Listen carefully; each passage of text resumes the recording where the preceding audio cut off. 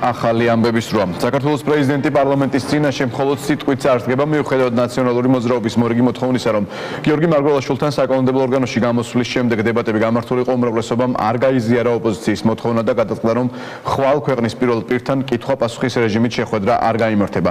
თორნიკე ხურციძე განაგრძობს საუბარს პარლამენტიდან პირდაპირ ეთერში. თორნიკე, გისმენთ.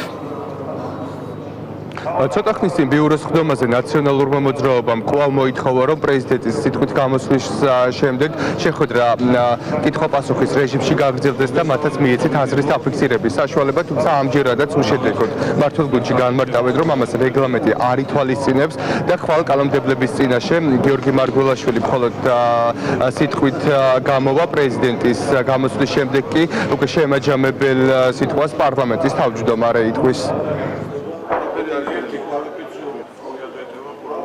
მათ მიიღეს ეს გადაწყვეტილება, რომ ოპოზიცია საერთოდ არ ათქმევინონ სიტყვა და საერთოდ არ გამოახატვიან პოზიცია. აბა რისთვის არსებობს პარლამენტი თუ არა იმისთვის, რომ სხვადასხვა პოლიტიკურმა აზრებმა, პარტიებმა თავისი აზრები, თავისი მოსაზრებები, თავისი პოზიცია გამოხატონ, იყოს დებატები, იყოს ასთაჭიდილი და საზოგადოება მიცოდეს ამა თუ იმ საჭიროებო საკითხთან დაკავშირებით, ვინ რა პოზიციაზე არის. ეს არის სრულად არა ისეთი ფორმა, რომელიც არ არის გაწერილი რეგლამენტში, არ არის კანონმდებლობაში გაწერილი, ბატონ პრეზიდენტს მოსვლის უფლება აქვს, ეს კონსტიტუციაში წერია, მაგრამ კანონმდებლობა ამას არ არეგულირებს, ამიტომ მიიღო ბიურომ გადაწყვეტილება, რომ პრეზიდენტის მოხსენებას მოусვენთ და შემდეგ პარლამენტის თავმჯდომარე გამოვა, ასე ვთქვათ, სამადლობელი სიტყვა, საპასუხო სიტყვა.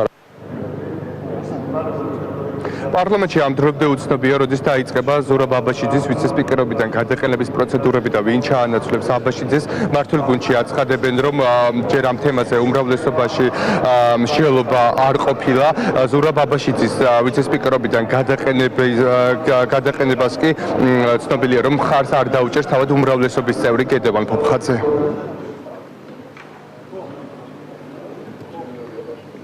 თუ ჩემი აზრი იქნება საჭირო, თქვათ, პროცედურულად ვიღაცამ დამეკითხება და მკითხავს, რომ რას ფიქრობ, ზურაბაში ზონა დარჩეს თუ არა ვიცე-სპიკერად, მე მიმაჩნია უნდა დარჩეს. პარლამენტის თავმჯდომარეს აქვს ერთი კვოტა, უმცირესობას აქვს ერთი კვოტა, აფხაზეთს აჭარას აქვს თითო კვოტა, უმრავლესობას აქვს სამი კვოტა. დღეს უმრავლესობას გამოყენებული მქონდა მხოლოდ ორი კვოტა, მესამე ჩვენ არ გამოვიყენეთ, რომ ამდენი ვიცე-სპიკერი არ იყო საჭირო. ეხლა როცა მეორე კვოტაც ოპოზიციონერი აღმოჩნდა, უმრავლესობამ თავისი კვოტა არა სწორი, რომ ვიცეს ერთი და მეორე რეგლამენტი განსაზღვრავს ამ თემას. ამიტომ ეს საკითხი დგას და ვიცე-სპიკერის საკითხი ალბათ უახლოეს პერიოდში იქნება განხილული. მე არ ვფიქრობ, რომ ვიცე-სპიკერის თანამდებობის განაწილების საკითხი არის საზოგადოებისთვის რაიმე ფორმით მნიშვნელოვანი. ამიტომ არ მგონია, რომ ეს ჩვენთვის დღის ეს რიგის რაიმე ფორმატში ჩაждდეს. დანარჩენს თვითონ გადაწყვეტენ ალბათ, ვინ ვის ეჭხუბება, ვინ ვის არის განაცხადებული და რის გამო მოხდება ცვლილებები, ეს უმრავლესობის განსაზღვრება.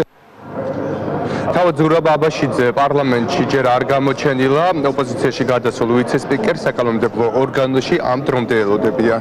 თორნიკე ხურციძემ მოგვაწოდა ინფორმაცია ქუთაისიდან პარლამენტში განვითარებული მოვლენების შესახებ.